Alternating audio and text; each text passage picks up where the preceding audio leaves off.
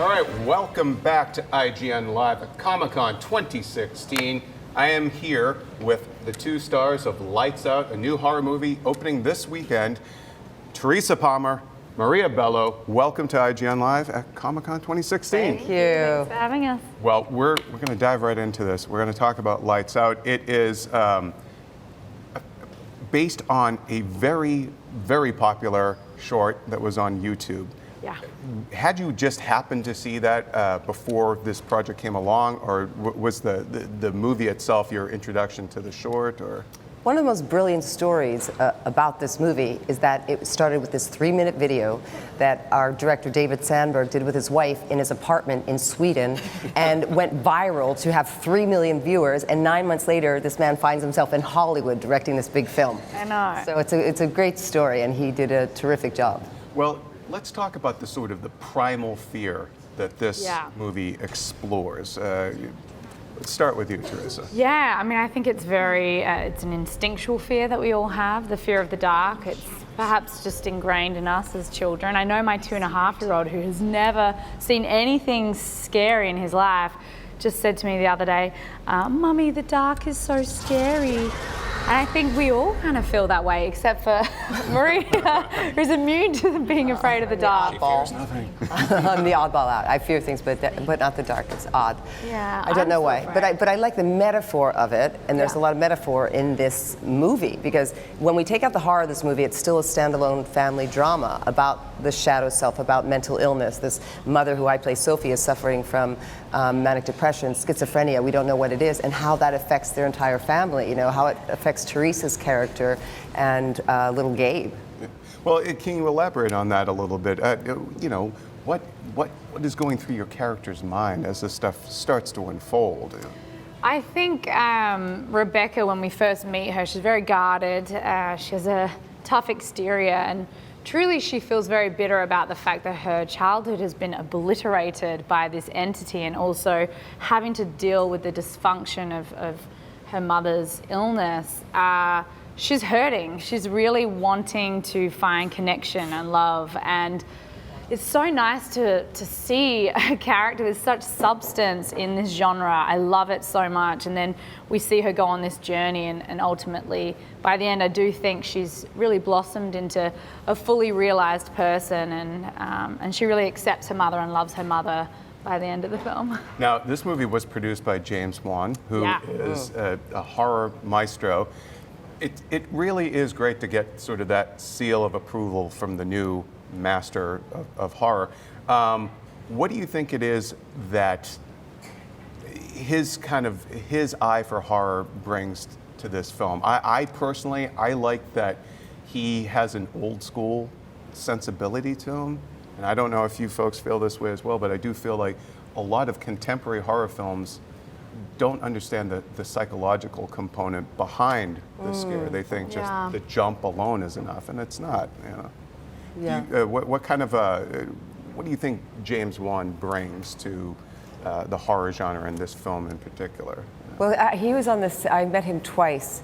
And you wouldn't believe it when you meet him, right? Yeah. Like he's this diminutive, sweetest, young, loveliest, excited, creative guy. I don't know what I expected, like Jason or something. I don't know what I expected. But he has such a creative spirit, and I believe that he draws on, you know, negative, dark, using all of that to make it into art.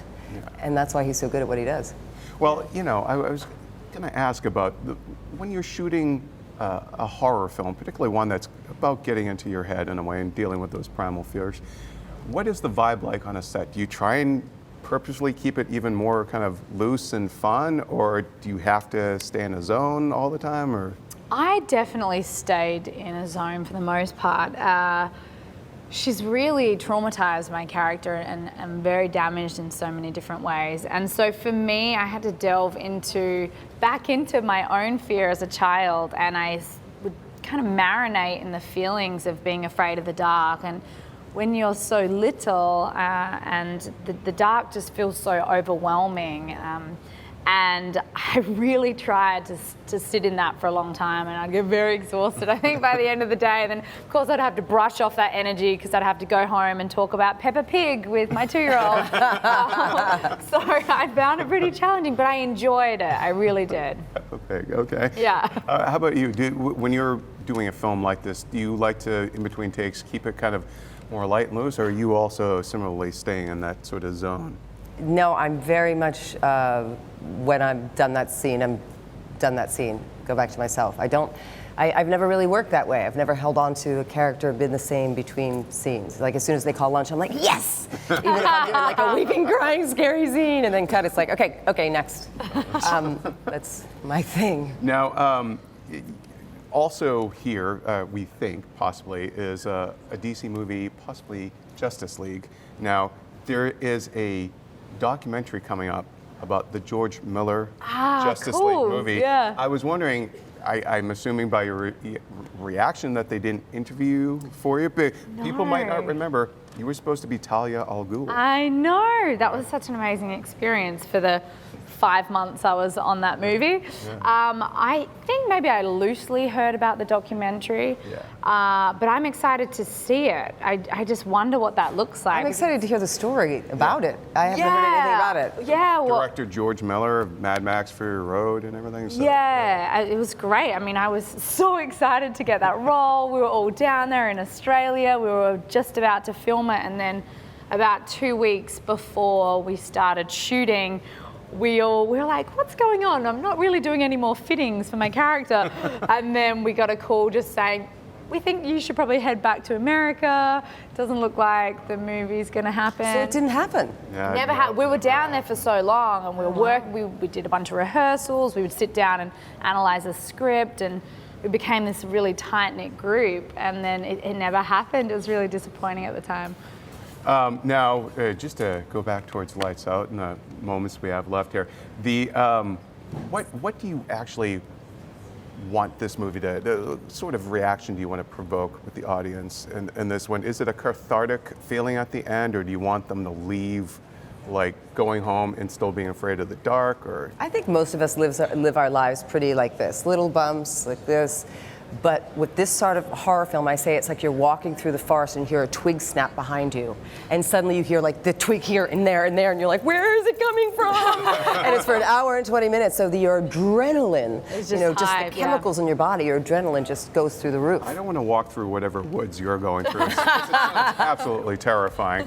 Now, do you have, were there particular horror movies that you loved growing up, or ones that you find the most frightening, outside of your own, even though we're plugging your movie, Lights Out. No, yeah. The Shining for me was one that I really resonated with that. The characters, I thought it was really brilliant. Just visually, the way it looked, I still have the image of the twins and the blood coming down the walls, and I mean, it just imprints itself in your mind. And it's funny because I feel like we've managed to do that with Diana's silhouette. She's also imprinted herself in my mind and has seeped into my nightmares. People at Comic-Con next year will be dressed like Diana. Yeah, you watch. I assure you. You Okay. see. I think she's going to be Diana like Freddy cosplay? Krueger. Oh, wow. Yeah, Okay. I agree. That is a bold statement. Yes, I like it is, that. but I'm putting it out there. Now, what horror films were you particularly fond of or found scary before? I saw The Exorcist when I was around 12 or something, and I really haven't seen a horror film since. I don't love horror films, but just her turning her head around and puking, that was enough for me. That was enough for me. That sounds like that party I was at last night, but I think that's going to do us. That's about going to do it for this segment. I would like to thank you, Teresa Palmer, Maria Bello. Lights Out opens in theaters this Friday. It's a frightening, awesome movie. We liked it a lot on the site. For all things on horror movies and for more continuing coverage from IGN live at Comic-Con 2016, keep it here.